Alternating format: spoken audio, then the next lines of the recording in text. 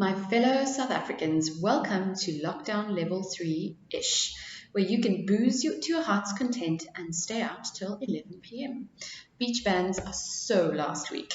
Speaking of the past, this week we imagine a world without bus trips or CDs, and where Julius, Malema and Jacob Zuma have tea. Yes, really. On the subject of politics, we're pleased to see World Health Organization scientists putting it aside to figure out where the virus really came from. And we're saying goodbye to Sibongile Khumalo and other entertainment rates. Let's dive in. In our take this week, don't worry too much about the Constitution. That was the word from corruption-accused ANC Secretary-General Ace Magashule this week, when asked whether he would do anything about Jacob Zuma's defiance of the State Capture Commission of Inquiry. The Constitutional Court ruled that Zuma must appear before the commission. Zuma responded by saying he will defy the court and doesn't fear imprisonment should this be considered a crime. He said he was being persecuted, like freedom fighter and former PAC leader Robert Sobukwe, a man who spent years in jail after bravely defying the apartheid government's pass laws. Zuma, on the other hand, believes he is a martyr for defying the Constitution. But Zuma is no Sobukwe, as acclaimed author Zeg Mdao rightly points out this week. His defiance of the law is about saving his own skin, not principle. Magashule also complained that apartheid President P.W. Botha refused to appear at the Truth and Reconciliation Commission and that nothing happened to him. But as Rebecca Davis pointed out in the Daily Maverick this week, that is patently false. Botha was found to be in contempt of the TRC, fined 10,000 rand and sentenced to jail. The sentence was ultimately suspended. And if it is the lack of consequences for apartheid's villains which irks Magashule, he should take that up with his own party in government, which has bafflingly refused for more than 20 years to prosecute those who didn't seek amnesty at the TRC. The good news is that Zuma's behavior has riled many parts of society. The influential Eastern Cape leadership of his own party says Zuma should be brought to book. The commission said it would lay charges against Zuma if he fails to appear again. Justice Minister Ronald Lamola called for everyone to support the Commission's work. Our Constitution is respected all over the world for its commitment to entrenching human rights. Our Constitutional Court is the envy of judges all over the world. We should all defend it because we do worry, Ace, and so should you. Now, in the big story this week, an investigation by the World Health Organization into the origins of COVID-19 is now well and truly underway in China after months of political back and forth. The investigation was announced in November last year, according to Nature magazine, but it was initially resisted by Chinese authorities. Many researchers believe the virus originated in bats, but aren't sure how it jumped to humans. Looking for patient zero of the bat world will be incredibly hard, and probes like this can take years. But knowing where the virus has originated from is key to preventing a pandemic like this one from reoccurring, researchers say. The WHO's research and search included the meat and animal market visited by some of the early COVID-19 patients. Samples from animal carcasses at the market, however, showed no signs of the coronavirus, but the virus was found in some samples taken from drains and sewage. A good relationship between China's government and the WHO is essential to the ongoing investigation, and that's the problem. It's taken weeks of negotiations between the WHO and China for the investigation to even begin. WHO scientists this week arrived in Wuhan, where the virus was first detected in late 2019, the BBC reported. The BBC also reported that Chinese resistance to the probe stemmed from fear of being blamed for the pandemic. They didn't cover themselves in glory in how they initially handled the outbreak. Scientists, however, say the investigation is not political, and while no theories are off the table, most scientists believe the virus emerged as a natural event. Scientists visited a lab this week, sparking conspiracy theories that they believed the virus emerged in one. But the New York Times said the scientists had reiterated the virus event was probably a natural one. The WHO's strictly apolitical stance amid a global climate where countries increasingly blame each other is extremely important. As we report this week, SA has been unfairly blamed for a variant of COVID-19 first identified here. Sticking to the science and leaving politics aside is the best hope we have for ending the pandemic.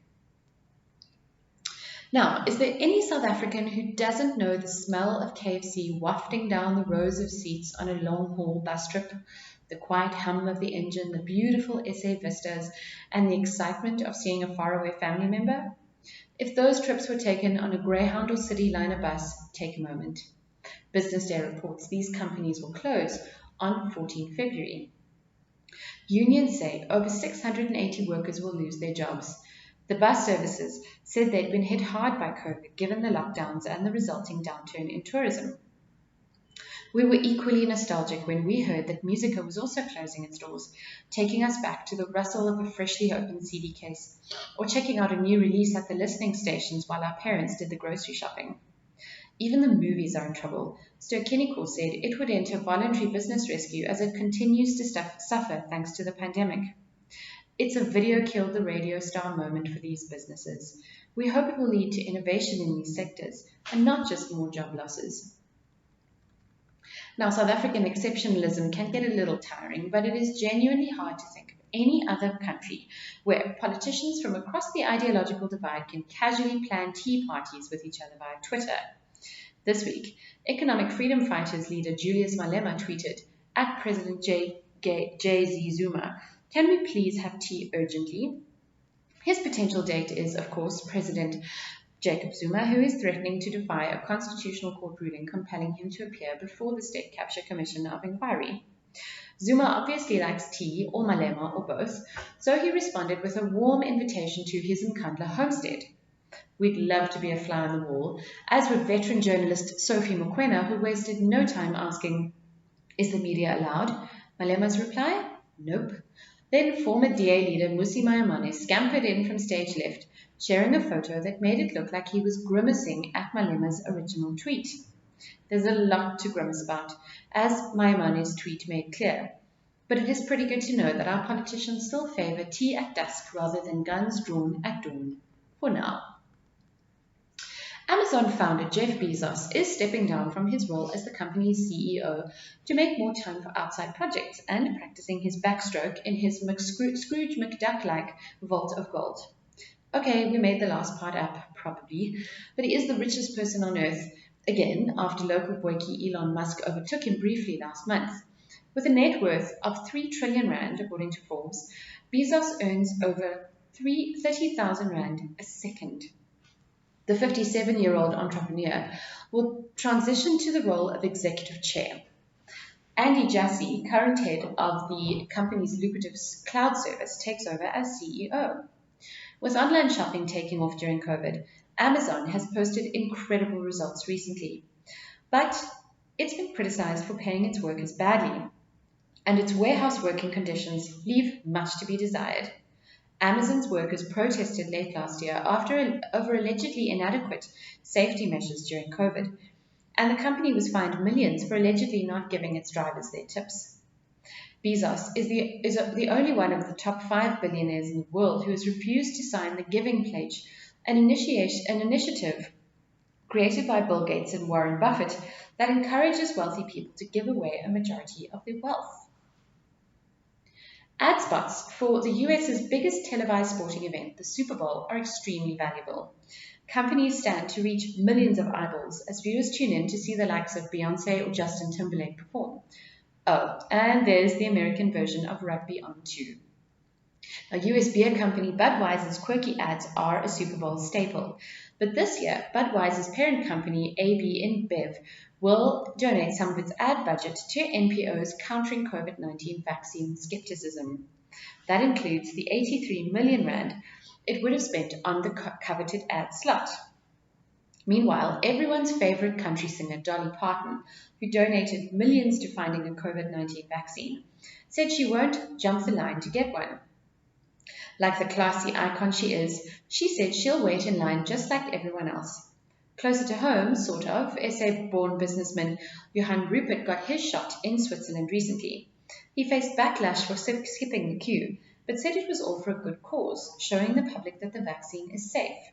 we hope to see other brands taking up the baton and doing their bit to end the pandemic.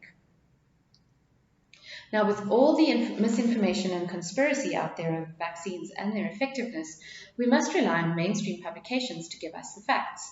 So in German publication Handelsblatt reported that the AstraZeneca vaccine is only 8% safe for people over the age of 65, experts as well as Oxford University and AstraZeneca were understandably up in arms because it was untrue. It looks like the journalists misread the proportion of the trial participants around that age group for the efficacy. How embarrassing and dangerous. Handelsblatt's erroneous article has spread like wildfire and people believe it.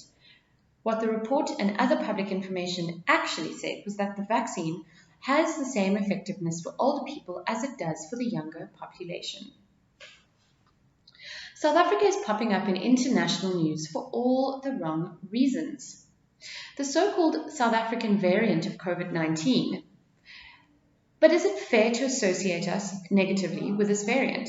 After all, the major reason we identified it, similar to the UK and its variant, is that both countries have advanced virus genome sequencing processes. And we were transparent about it. Other countries likely have similar mutations that they have yet to identify or own up to.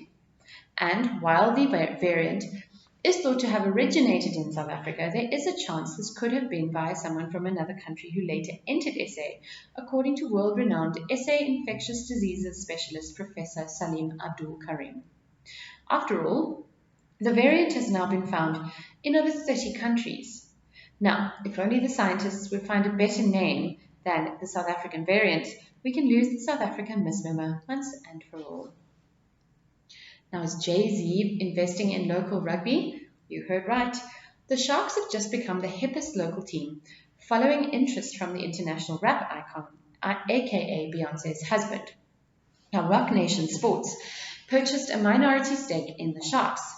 Sharks CEO Edouard Coetzee told SA Rugby Mag, Rock Nation will assist in growing our fan base in new territories and will ensure that our approach will always be of an international standard. This win could potentially bring about some big changes in the team. According to IOL, there have been rumours that Springbok captain Siya Kolisi, who is represented by Rock Nation Sports International, may join the boys in black. Now, Myanmar, the country led by Nobel Peace Prize winning leader Aung San Suu Kyi, is once again under military rule following a coup this week. The military has declared a year-long state of emergency and disrupted citizens' access to internet and telecommunications. This comes after Suu Kyi's party won the November 2020 elections. The military claimed the polls were fraudulent, despite independent election observers saying otherwise. The army clearly wants power back, despite retaining a ridiculous amount of influence when the country transitioned to democracy. But clearly it wasn't enough. Suu Kyi spent nearly 20 years under house arrest during the previous military dictatorship. When she was released at the end of 2010, she was lauded as a hero. But her international image suffered, as she refused to condemn or stop the killings and brutalization of the country's Rohingya people, a Muslim minority. She's still popular among her people for her opposition to the military, but among the international community, not so much. Nonetheless, pundits believe the country, having tested democracy, will not easily slide back into dictatorship. Now, last month, we commemorated the lives of broadcaster Larry King, local politician Jackson Mthembu, and jazz legend Jonas Gwangwa. The entertainment industry has now lost beloved US actress Cicely Tyson and iconic South African songstress Sibongile Khumalo. UK humanitarian Sir Tom Moore also lost his life this week. Cicely Tyson died aged 96. She published her memoir, Just As I Am, days before her death. She forged her path in acting with her first role in the 1959 Harry Belafonte film, Odds Against Tomorrow. Her career went on to span 5 decades. Sibongile Khumalo from Soweto died at age 63 with her limitless vocal prowess. She dominated the genres of opera, jazz, and pop music to global acclaim. World War II veteran Sir Thomas Moore died of COVID at the age of 100. He rose to fame during lockdown when he walked 100 laps around his yard to raise over 600 million rand for the National Health Service to fight the coronavirus. Rest well. Now that's it from us at The Wrap, a product of explain.co.za. You can remember to share the love and tell your friends to sign up for our updates at explain.co.za/subscribe. Till next time.